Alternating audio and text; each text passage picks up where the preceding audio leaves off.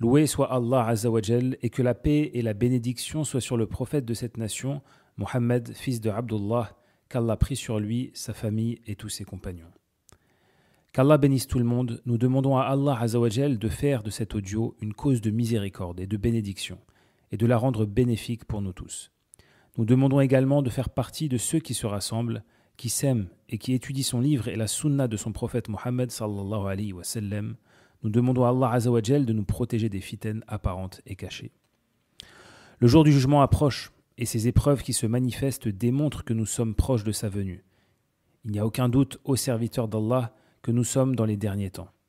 L'enchaînement des signes a commencé avec l'arrivée de Mohammed, fils de Abdullah alayhi salatu wassalam. Il est le premier signe et l'heure approche. Allah Azza wa Jal a dit dans le premier verset de Surat Al-Qamar, dans le sens du verset, l'heure s'est approchée. Plus de 1400 ans se sont écoulés depuis et elle se rapproche de plus en plus. Les signes sont apparus et les fitanes se sont multipliées. Le prophète Mohammed alayhi salatu wassalam a dit « Je suis envoyé et l'heure est comme ses deux doigts », rapporté par Al-Bukhari et Muslim. Et parmi les avantages de cela pour nous, comme l'a dit l'imam Al-Qurtubi, celui qui a la connaissance de l'approche de l'heure du jugement dernier a réduit ses espoirs, a purifié son âme par le repentir et ne s'est pas attaché au monde. Ainsi, tout ce qui a été n'est plus quand il partira. Et tout ce qui va arriver est proche. Et la mort est inévitable et chaque être humain verra son heure venue. Et la résurrection est également proche, donc ce qui reste du monde est inférieur à ce qui est passé. Beaucoup de gens sont négligents et insouciants à l'approche de l'heure. Le compte des gens s'est rapproché alors qu'ils sont dans l'insouciance et tournent le dos. Surat Al-Anbiya, verset 1. C'est pourquoi il est de la responsabilité des gens de science de diffuser les signes de l'heure et de parler des informations qui y sont mentionnées dans le livre de leur Seigneur et dans la sunna de leur prophète alayhi salatu wassalam, afin que les âmes se réveillent et que les cœurs s'adoucissent. Les divisions des signes de l'heure, mineurs et majeurs, comme l'ont dit les savants. Les signes mineurs de l'heure sont ceux qui précèdent sa venue, à des moments habituels, comme la perte de la science, l'apparition de l'ignorance, la consommation d'alcool et la destruction des bâtiments. Certains signes mineurs peuvent se produire en même temps que certains signes majeurs. Ainsi, il n'est pas nécessaire que tous les signes mineurs se produisent avant que les signes majeurs ne commencent. Certains signes mineurs peuvent être retardés pour coïncider avec certains signes majeurs. Quant aux signes majeurs de l'heure, ce sont des événements majeurs qui indiquent l'approche de l'heure et qui se produisent de manière inhabituelle, comme l'apparition du faux Messie, la descente de Isa du ciel, la sortie de Gog et Magog et leur corruption sur terre, le soleil se levant à l'ouest, la sortie de la bête et d'autres événements similaires. Certains signes mineurs de l'heure se sont déjà produits, tandis que d'autres ne se sont pas encore produits. Elle est divisée en 3 sections. Les signes de l'heure, parmi lesquels certains se sont produits et se sont terminés, comme la guerre entre les 2 grandes factions, l'apparition du feu en Arabie, la fissure de la lune, la mission de Mohammed alayhi salatu wassalam, et ainsi de suite. Deuxièmement, ce qui a commencé mais n'a pas encore été confirmé, c'est-à-dire les choses ont commencé mais ne se sont pas encore répandues de manière considérable, comme les nombreux tremblements de terre et les troubles, qui sont également des signes mineurs de l'heure. Le troisième type, rien ne s'est encore produit, mais cela se produira, comme la descente de Isa alayhi salatu wassalam, l'apparition du Dajjal, le soleil se levant à l'ouest, la destruction de la ville, et ainsi de suite. Et cette section, qui n'a pas encore eu lieu, contient à la fois des signes majeurs et mineurs de l'heure. Par exemple, parmi les signes mineurs qui ne se sont pas encore produits, alors que la plupart ont déjà eu lieu, comme le fleuve Euphrate se retirant pour laisser apparaître une montagne d'or, ou l'Arabie redevenant un pays verdoyant et entouré de rivières. Les avantages de connaître les signes de l'heure sont nombreux. Tout d'abord, cela reflète la grande miséricorde d'Allah Azza wa Jal, qui ne surprendra pas ses serviteurs avec l'arrivée de l'heure sans aucun signe précurseur. Il aurait pu le faire sans avertissement, mais il a choisi de le faire par compassion et miséricorde envers ses serviteurs, pour les rappeler et les inciter à se repentir et à se préparer. La présence de ces signes est donc une invitation pour les gens à se réveiller et à prendre leurs précautions pour leur propre bien. Deuxièmement, se préparer pour le départ et l'au-delà. C'est pourquoi lorsque nous examinons le sujet des signes de l'heure, l'objectif principal est de nous inciter à nous préparer pour le départ et l'au-delà. Comme l'a dit l'imam Ibn Hajar, qu'Allah lui fasse miséricorde, la sagesse derrière la mention des signes de l'heure est de réveiller les insouciants et de les exhorter à se repentir et à se préparer. Allah Azza wa Jal a caché l'heure, comme l'a dit Al-Alousi, qu'Allah lui fasse miséricorde, car cela incite à l'obéissance et dissuade de la désobéissance. Le test des âmes par la foi en l'invisible. Parmi les bénéfices éducatifs des signes de l'heure, le test des âmes dans la foi en l'invisible. Et cela est clair puisque l'heure est cachée. Il t'interroge sur l'heure, quand arrivera-t-elle ? Dis, seul mon Seigneur en a la connaissance. Lui seul la dévoilera en son temps. Elle est lourde aux cieux et à la terre. Elle ne viendra vers vous que soudainement. Il t'interroge comme si tu en étais bien informé. Dis, seul Allah en a connaissance. Surat Al-A'raf, verset 187. Ainsi, Azza wa Jal a testé les croyants dans leur foi en l'invisible, tandis que les hypocrites et les mécréants ont échoué, et seuls les croyants sont restés fidèles à ce que le Tout-Puissant a dit et à ce que son prophète alayhi salatu wassalam a annoncé.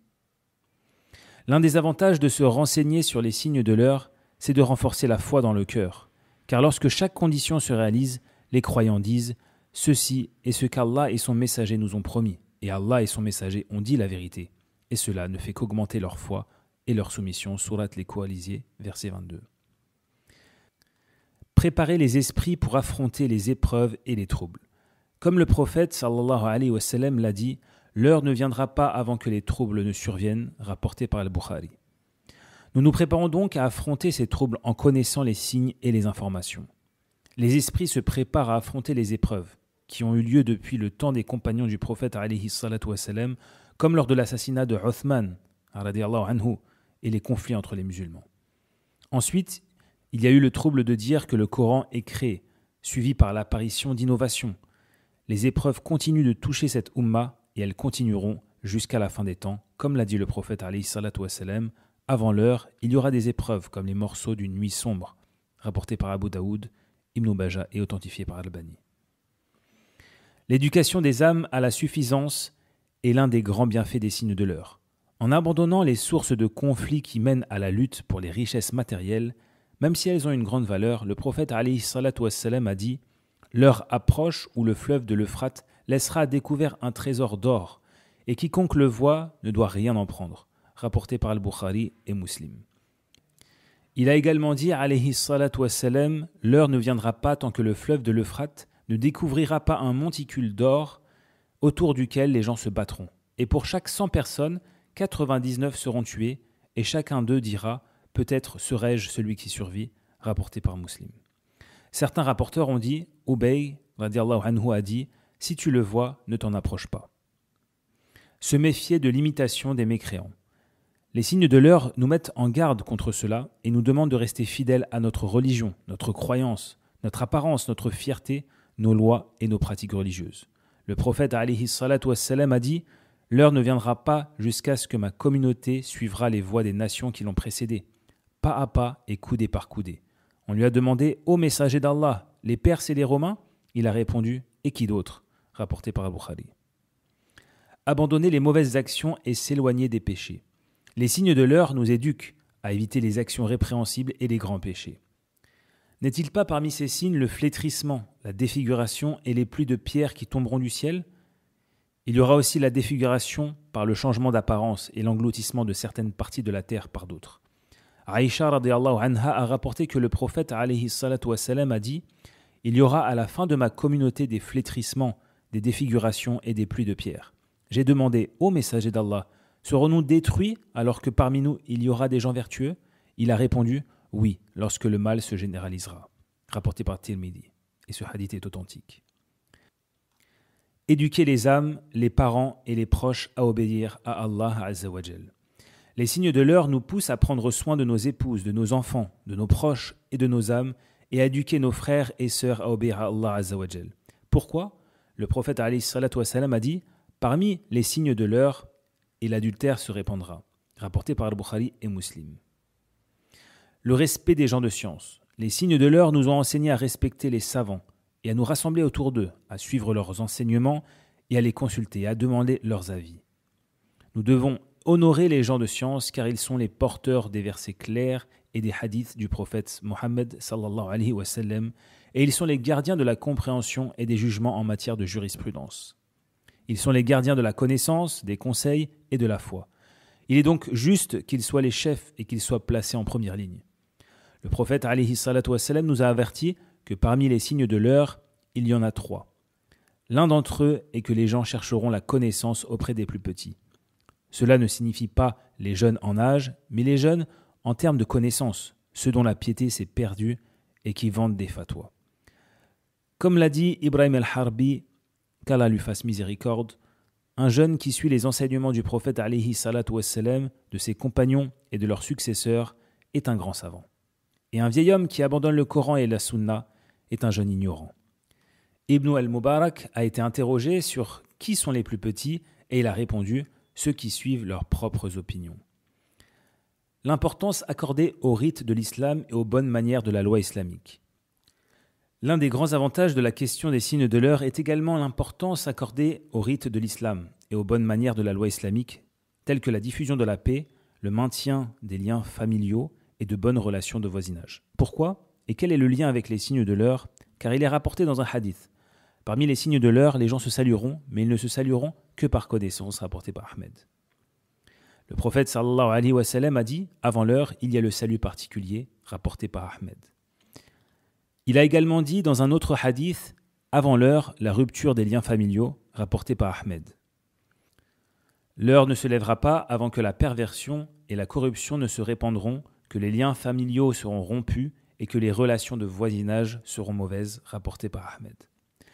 La recherche de l'honnêteté et la mise en place de la bonne personne au bon endroit. Le prophète alayhi salatu wassalam a dit « Si la responsabilité est confiée à ceux qui ne sont pas dignes, alors attends-leur. » J'ai demandé « Comment peut-on perdre la responsabilité ?» Il a répondu « Lorsque les affaires sont confiées à ceux qui n'en sont pas dignes, alors attends-leur. » Rapporté par le Bukhari. Ne pas se préoccuper des décorations et des distractions mondaines et ne pas se vanter de la richesse et des bâtiments. Car le prophète alayhi salatu wassalam a dit « Et lorsque les bergers se glorifient dans la construction, c'est un signe de l'heure. » L'imam Ibn Hajar a dit « Le sens de se glorifier dans les constructions est que chacun de ceux qui construisent une maison veut que sa hauteur soit plus élevée que celle de l'autre. Il est également possible que cela signifie se vanter de la beauté et des ornements. Il est important de se concentrer sur l'adoration pendant les périodes de trouble et de chaos. N'a-t-il pas été dit, alayhi salatu wassalam, l'adoration pendant les moments de chaos est comme l'émigration vers moi? C'est un hadith très important, et peut-être est-il encore plus applicable aujourd'hui qu'il y a de nombreuses années. Le chaos ici fait référence au trouble et à la confusion qui règne parmi les gens. Le chaos occupe l'esprit et le cœur, ce qui rend l'individu confus et préoccupé. Il n'y a pas de concentration ni de compréhension de l'adoration, mais plutôt des soucis, des tristesses, des catastrophes, des guerres dévastatrices et des famines terribles. Les nouvelles deviennent alors déprimantes et décourageantes, entraînant la dépression et les chocs. Il n'y a pas de changement dans les hostilités religieuses, et les signes nous enseignent qu'il n'y a pas de changement dans les hostilités religieuses. Cela signifie que les principes et les idéologies erronées disent « il n'y a pas d'hostilité ou d'amitié permanente, ce sont des intérêts ». Nous disons « les hostilités sont permanentes dans la loi divine, et les amitiés ou les loyautés sont permanentes. L'hostilité envers les mécréants et les polythéistes et la loyauté et l'amour envers les croyants et les musulmans, ce sont des choses immuables pour nous, et elles ne changent pas avec les intérêts. L'hostilité est une constante. Cela signifie que l'hostilité des gens du livre envers nous est une question immuable, pas de débat là-dessus, et c'est clair jusqu'au jour du jugement dernier. Cela signifie le combat, lorsque Isa alayhi salatu wassalam combattra les Yahouds sous la direction de Dajjal, et il appellera tous les Nasara sur terre à l'islam, et tuera ceux qui ne se convertissent pas et brisera la croix. Ainsi, la fin des Yahouds et la fin des Nasara se fera par la main de Isa alayhi salatu wassalam. L'heure ne se lèvera pas avant que les Romains descendent dans les profondeurs de Dabir, un endroit près de la ville d'Alep. Une armée sortira de la ville. On dit la ville de Damas, ou on dit la ville prophétique parmi les meilleurs de la terre de ce jour-là. Quand ils se rassemblent, les Romains disent « Laissez-nous combattre ceux qui nous ont combattus ». Les musulmans répondent « Non, par Allah, nous ne laisserons pas nos frères seuls face à vous », rapporté par Muslim. La question de la loyauté des croyants envers les croyants est claire, tout comme la question de la différenciation entre les musulmans et les polythéistes est claire. Faire confiance en Allah et avoir foi en lui. Ces signes de l'heure, mes frères et sœurs, nous ont appris à placer notre confiance en Allah et à ne pas avoir confiance en nous-mêmes, mais seulement en Allah. Car le prophète alayhi salatu wassalam nous a dit « Celui qui entend parler du Dajjal, qu'il s'en éloigne. Par Allah, certes un homme viendra à lui en pensant être croyant, et il le suivra en raison des doutes qu'il suscite, rapporté par Abu Daoud. Il faut faire attention à ne pas appliquer les signes de la fin des temps de manière incorrecte. Certaines personnes, lorsqu'un événement majeur se produit dans le monde, se tournent immédiatement vers les hadiths ou les conditions des signes de la fin des temps et disent « c'est cela ». Ils les appliquent alors de manière erronée, c'est-à-dire qu'ils les font correspondre à la réalité de manière incorrecte, ce qui est bien sûr une erreur et une ignorance. Lorsque certaines guerres se sont produites dans le passé, certaines personnes ont cité des hadiths sur la fin des temps en disant « c'est cela », alors qu'ils n'avaient rien à voir avec ces événements. Nous remarquons qu'à chaque fois qu'il y a des événements majeurs sur Terre, certaines personnes citent des hadiths en disant « c'est cela ». C'est pourquoi de nombreux messages électroniques, textos et autres manquent de crédibilité, de connaissance du fiqh dans les textes et parfois de preuves du texte, car ils se réfèrent à des hadiths faibles ou inventés. Nous constatons également des mauvaises interprétations ou des déviations dans la question des signes de la fin des temps, comme prétendre être une des personnalités mentionnées comme le Mahdi par exemple. Certaines personnes sortent simplement et prétendent être cette personne et il y a des gens qui les croient. Cela aussi est un grand danger dont il faut se méfier. Nous demandons à Allah de nous réformer tous et de nous pardonner, car il est le plus miséricordieux des miséricordieux.